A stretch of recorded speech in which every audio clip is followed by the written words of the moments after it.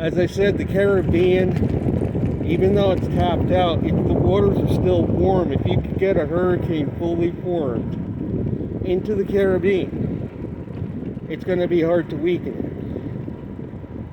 it. Even if it's tapped out, it's still going to draw energy from the water. There's still heat there.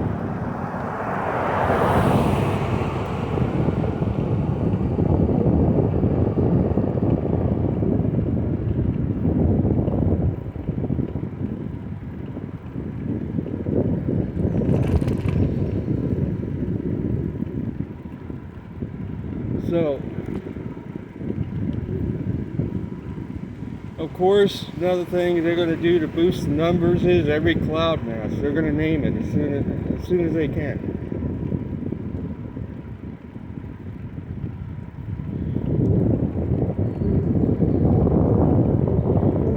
In my humble opinion, they got lucky with this, with Beryl.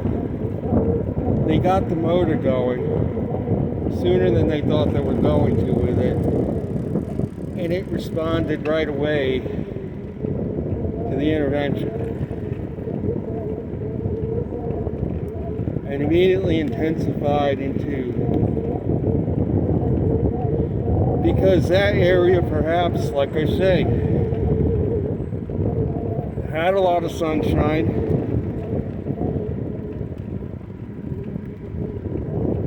And perhaps caught just enough solar insulation from the sun so that it worked.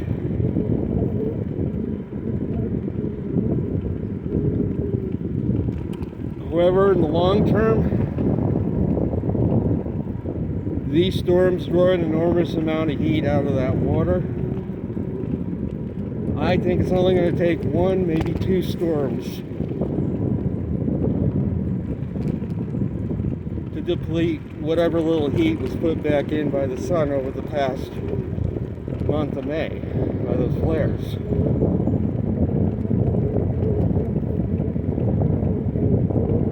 And then the season's going to go quiet for a while. I still feel the Gulf and the Caribbean are tapped out from previous years of manipulation. But any storm that's already fully developed that moves into either the Gulf or the Caribbean, I mean, bodies of water are still warm enough to sustain a storm once it gets going.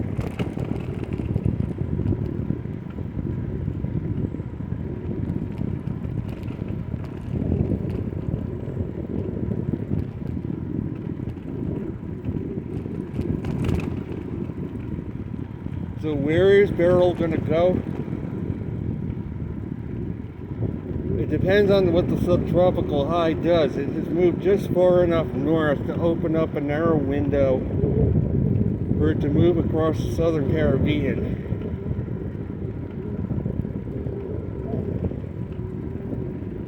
But it's still way south of where most of them go because the high is further south. There are some that feel that the storm will suck in dry air off the South American continent. That's possible to weaken it. But if they keep injecting energy into it, that could be overcome unless the storm gets way too close to the coast itself. Right now, it's just far enough offshore where most of it's over water, not all of it, and it's just north of the shoreline of South America. As long as it stays there, they're going to keep shooting energy into it to keep it from dissipating and keep the dry air from, weakening it too much. Because as long as it's sucking moisture out of that water, heat, it's going to maintain its strength.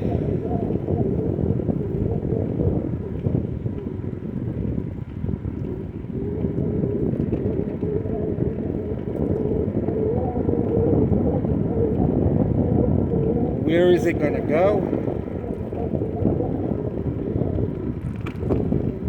Right now, the subtropical high, we have an easterly flow over the Gulf of Mexico from the heat dome that's over the southern Mississippi Valley. So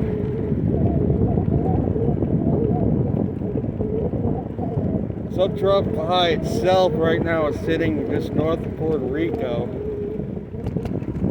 just far enough north to permit this storm to go under it without hitting South America.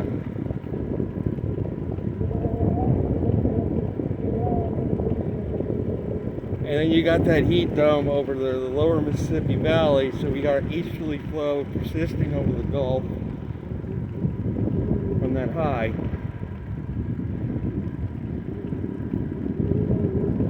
So it looks likely the storm is going to go like the last two disturbances. Is probably going to head into Mexico. Some are saying it's going to turn up into the Gulf, hit the U.S. Gulf Coast. I don't think that's very likely. I'm not saying it can't happen, but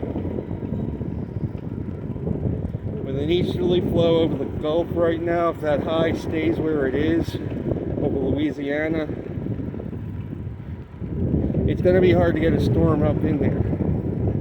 It's likely going to follow the path of least resistance and head westward to Mexico or Central America or Yucatan, unless that high weakens enough to allow it to come north.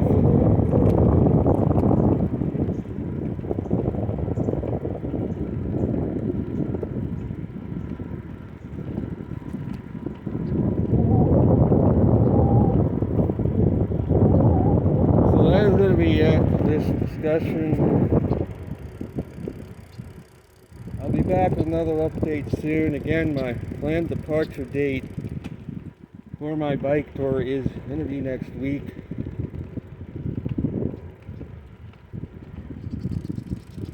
And again, I'm leaning toward going to the Outer Banks of North Carolina to start my ride. Yeah, it's going to be a little hot in the beginning, but as long as it's not like 100 degrees every day, I got plenty of water, I should do fine.